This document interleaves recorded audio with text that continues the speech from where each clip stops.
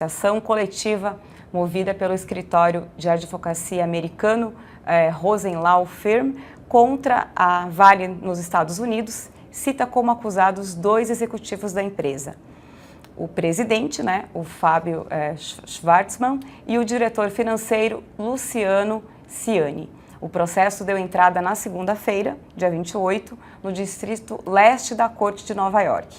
E até o dia 29 de março deve ser escolhido o investigador que vai liderar a ação. De acordo com o documento, a Vale ingressou no dia 13 de abril de 2018 nessa agência reguladora do mercado de capitais americana com um formulário conhecido pela sigla F20, no qual apresentava resultados financeiros para o ano fiscal encerrado em dezembro de 2017 e assinados pelo presidente e por Ciani. O texto destacava que a companhia estava comprometida em manter locais de trabalho seguros e atuava para minimizar prejuízos ambientais e para reparar o rompimento da barragem de Mariana ocorrido em 2015. Em nota divulgada na noite de ontem, a Vale informou que pretende se defender de forma, abre aspas, vigorosa, fecha aspas, de todos os pedidos feitos na reclamação. E quem vai nos ajudar a entender um pouco mais esse cenário e todos esses impactos econômicos que vão além, é claro, a gente nunca pode, o mais importante, enfim, é a gente pensar nessa tragédia, suas vítimas, mas a gente também precisa entender o impacto que isso traz também para a economia, todos os setores que são afetados. E para isso, o economista Fábio Astrauskas está aqui comigo, que é CEO da consultoria Ziggin. Fábio, mais uma vez, boa tarde. Olá. E eu acho que para começar, acho que seria interessante, eu queria que você falasse um pouco mesmo de como que você enxerga esse cenário aí que está colocado, como que a empresa já reagiu e o que deve ser uma prioridade nesse momento, Legal. Primeiro, eu acho que é importante reforçar aquilo que você disse, que não pode sair da cabeça de nenhum de nós, O primeiro ponto, mais importante de todos, é a dor pelas vítimas da tragédia de Mariana e agora de Brumadinho. E o segundo é a indignação que todos nós brasileiros temos com o que aconteceu, tanto na primeira vez lá em 2015, no final, como agora. Dito isso, vamos para o que é menos relevante, mas que é o nosso assunto aqui, que é a parte econômica. O que a gente está vendo agora são alguns desdobramentos naturais, reações, ações e reações por parte dos órgãos públicos, órgãos internacionais, da sociedade civil, do governo, da própria empresa e dos acionistas, com relação ao que está acontecendo na Vale. Quando a gente olha esse cenário, é muito difícil prever o que vai acontecer amanhã. Nós vimos aí uma queda de ações bastante expressiva, logo após o rompimento, da notícia do rompimento da barragem. Mais de 24% Exato, na primeira sessão pós.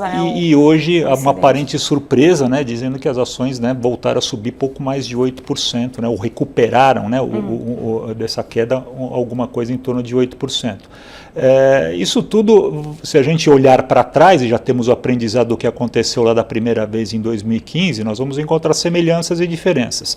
No final de 2015, a Vale tinha suas ações medidas, cotadas no mercado por volta de R$18, o lote de ação, e 2 meses após o rompimento da barragem lá de Mariana, em janeiro de 2016, essas ações chegaram ao Vale, ao patamar mais baixo de R$8, e depois se recuperaram. E na véspera da crise agora, do acidente em Brumadinho, elas estavam na faixa de R$56, números grosso modo, caíram para 42 e agora estão aí em 46, 47, alguma coisa assim. Portanto, o que a gente pode esperar de parecido? De parecido que haja essa oscilação muito grande por parte do mercado, onde você vai encontrar 2 tipos de investidores. Aquele que é agressivo, especulativo e que é doido para entrar num jogo de aposta, vai entrar ou sair de acordo com as informações que julga interessantes. E aquele que é mais conservador, que olha os números, os fundamentos, aquele mais estruturalista, olha os balanços da empresa, que certamente vai aguardar para ver o que está acontecendo. Eu acho que nem é o caso de vender, nem é o caso de comprar ações, né? O importante é o que vai ser feito daqui para frente. A Vale já deu alguns sinais que reforçam que ela vinha fazendo uma estratégia bastante arriscada nos anos anteriores, né? Para que a gente tenha uma ideia, e é um número importante de passar, a Vale distribuiu de dividendos, né, na forma de juros sobre capital próprio, dividendos, distribuiu lucro para os seus acionistas entre 2010 e 2000 a 2010, alguma coisa em torno de 15, 16 bilhões de dólares. E de 2011 a 2018 foi o dobro, foi 32 bilhões de dólares, né? Ou seja, você dobrou a remuneração para o acionista na forma de juros sobre capital próprio e dividendos. Ou seja, pagou mais para o acionista, né? Mostrou um lucro grande e, portanto, pagou mais para os bônus também para os executivos, né? Neste mesmo período, né? E você deu uma notícia importante aqui com relação ao preço do minério, em janeiro de 2011, né, quando a Vale começou a política de aumento brutal de dividendos, dobrar os seus dividendos, o preço do minério de ferro estava em torno de 180 dólares por tonelada, né, e atingiu agora, nas vésperas da crise, alguma coisa em torno de 80 dólares por tonelada, e agora está aí na faixa de 80 e pouco, porque subiu nesse momento. Ou seja, coisa muito estranha quando a gente olha. A empresa, ela dobra os seus dividendos, mas o preço do minério no mesmo período cai pela metade, né? Ou seja, a empresa com certeza, né, adotou uma estratégia de remuneração com riscos, né, que fizeram com que a empresa produzisse mais do que poderia, além da sua segurança, e gastasse em manutenção menos do que precisaria. Isso está muito claro, isso não foi falta de competência dos executivos, mas foi uma estratégia deliberada que terá que ser repensada, seja por bem ou seja forçada, né, pelos órgãos internacionais e nacionais. O aumento do preço do minério também não surpreende, porque o mercado inteiro internacional especula, né, o quanto a Vale será atingida na sua capacidade de produção, e se falta minério, o preço sobe, né? Claro. Então, se a Vale tiver dificuldades, né, em prover, né, minério, em matéria-prima para o mercado, as demais empresas o farão, mas com uma capacidade de produção menor, pelo menos no primeiro momento, e o preço está subindo por conta disso, né? E, na sua opinião, como que deve ser a gestão da Vale a partir de agora? Pensando o que ela deve priorizar, inclusive porque está sendo muito pressionada para que encontre os responsáveis, né? Então, eu acho que é uma questão aí delicada, além dela ter que pensar em como conquistar essa credibilidade novamente, né? Do mercado. E aí vai a diferença da primeira para o segundo, né? Para o acidente, para o episódio de Mariana com o episódio de Brumadinho, né? A diferença é que esta crise, lá, ao contrário do que foi lá 3 anos e pouco atrás, lá em Mariana, onde rapidamente a Vale se recuperou e conseguiu ter lucros bastante altos, desta vez essa crise será mais prolongada, porque ela afeta a confiança do mercado, dos acionistas, dos financiadores, de toda a sociedade nacional e internacional com respeito a isso. Então, a empresa terá que dar respostas claras na sua gestão, uma mudança, como eu disse, de estratégia, de remuneração dos seus acionistas, visando não apenas essa remuneração, mas a uma perpetuidade, a uma sustentabilidade do negócio ao longo dos anos, que é o objetivo da Vale, uma das grandes empresas do mundo, né? Não dá para pensar dessa maneira como foi feito na prática a gestão da empresa sob risco, né? Como a gente está vendo materializado nos últimos 2 episódios. Mas aí, no caso, você acredita que de repente teria que se instalar uma investigação interna? O que deveria ser uma prioridade nesse momento para tentar resolver e identificar? Porque assim, o que a gente percebe é que tem muito essa cobrança para que agora se identifique, né? Claro, foi um número maior de vítimas, né? Muitas ainda desaparecidas, mas como a gente imagina que já se passaram 5 dias e que essas, enfim, pessoas continuam desaparecidas, cada vez diminui mais, né, a esperança de que ainda se encontrem sobreviventes, né? Então, acho que tem ainda toda essa pressão também, né? Sem dúvida. Com relação ao que a Vale vai fazer, né, obviamente que se você deixar para que os assuntos sejam apurados apenas internamente, A Vale, como eu disse, ela não tem, seus gestores não são incompetentes, eles sabem exatamente o que estão fazendo, tem um mapeamento de risco da situação. Tanto sabem que imediatamente colocaram, né, para descomissionamento, né, ou para fechamento um determinado número de barragens antigas, né, do tipo a montante, que são há décadas, né, conhecidas como menos seguras do que as outras formas técnicas de construção de barragem. Então, isso, sem dúvida nenhuma, há um conhecimento da Vale do ponto de vista técnico do que deve ser feito.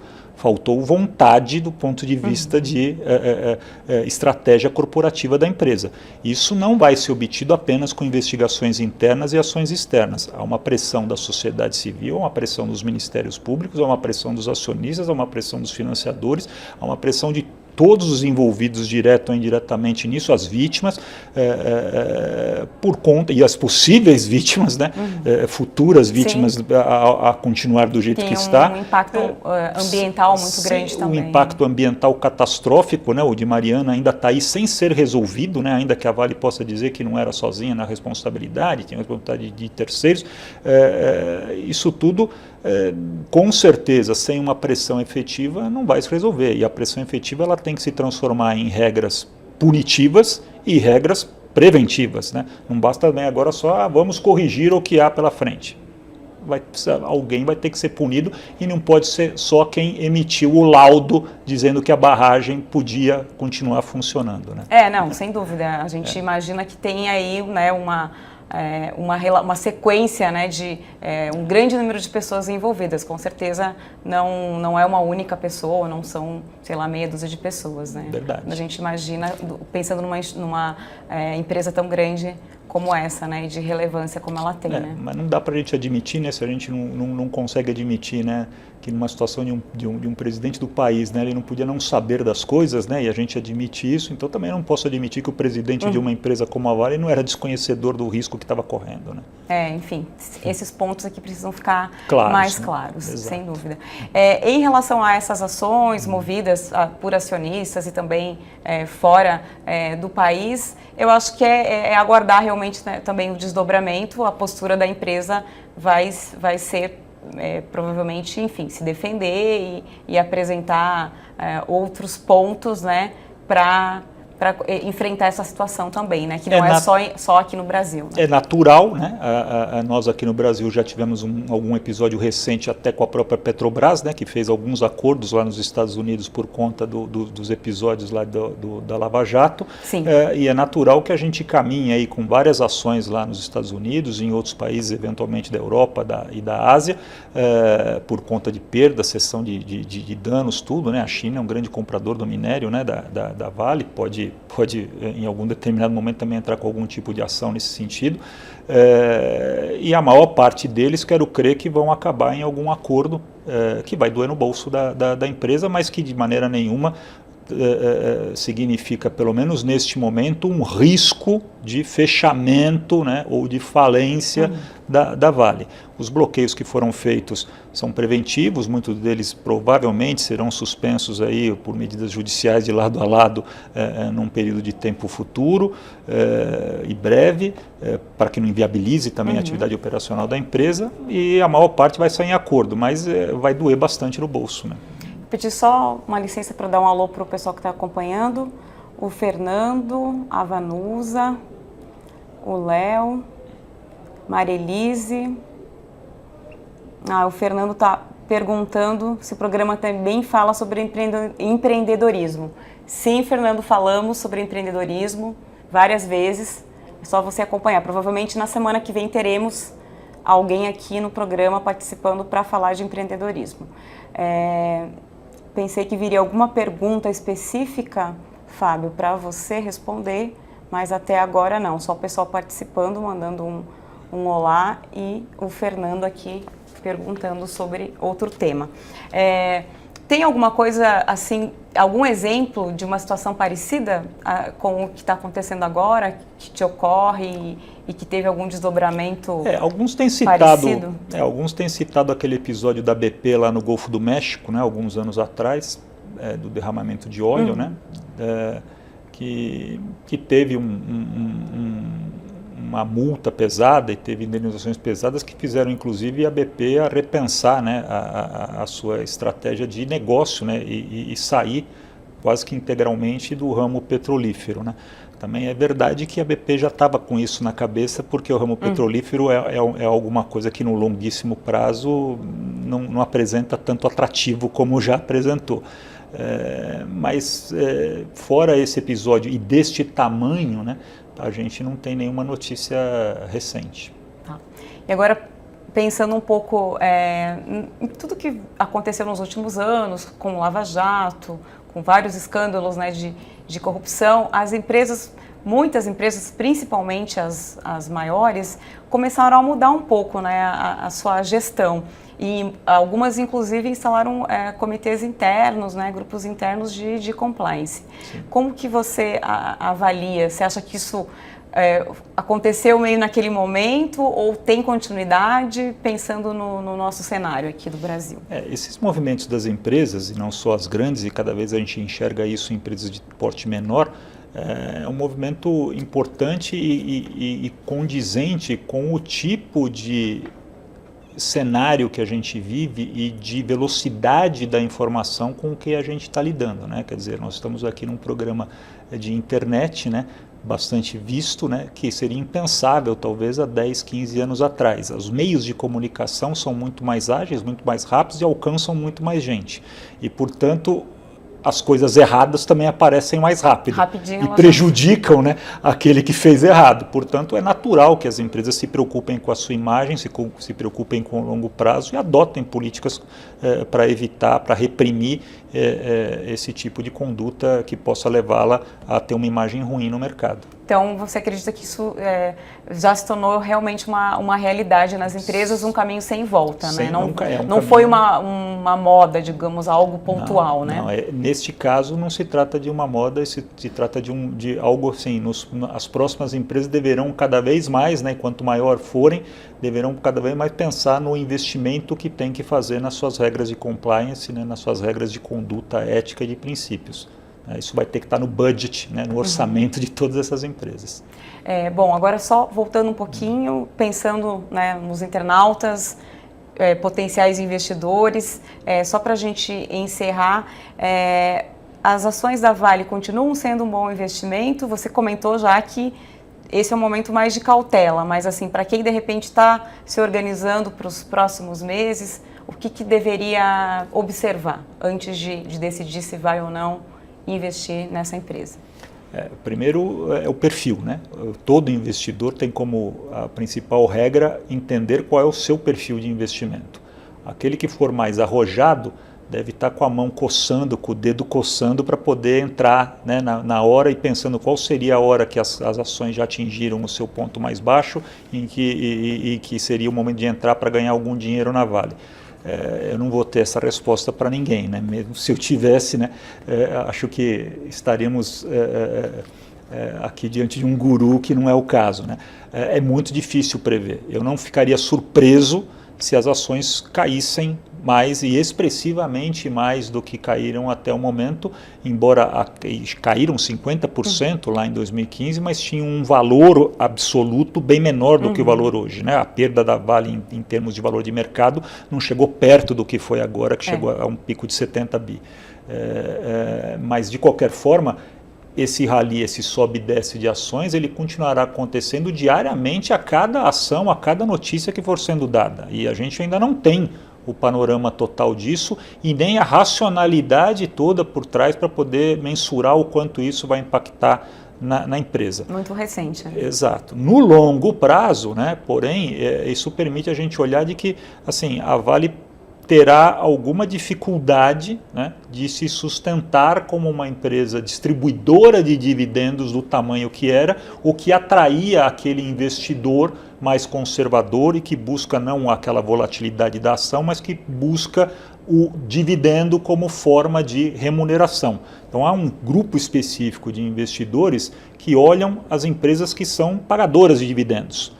É muito provável que a Vale não seja uma boa pagadora de dividendos nos próximos anos. Então, esse tipo de investidor não irá mais adotar como portfólio seu de carteira de portfólio ações da Vale. Tá ótimo. Obrigada, Fábio, pela sua participação. Eu que agradeço, Giovana, agradeço a todos os ouvintes e também aqueles que não me mandaram pergunta para não me deixar embaraçado aqui com uma resposta que eu não pudesse dar. Mas estão aí, acompanhando e participando claro, indiretamente. Isso é que conta. Obrigado, Fernando, e aos demais que mandaram as mensagens para nós. Até a próxima, então. Até mais. Obrigado.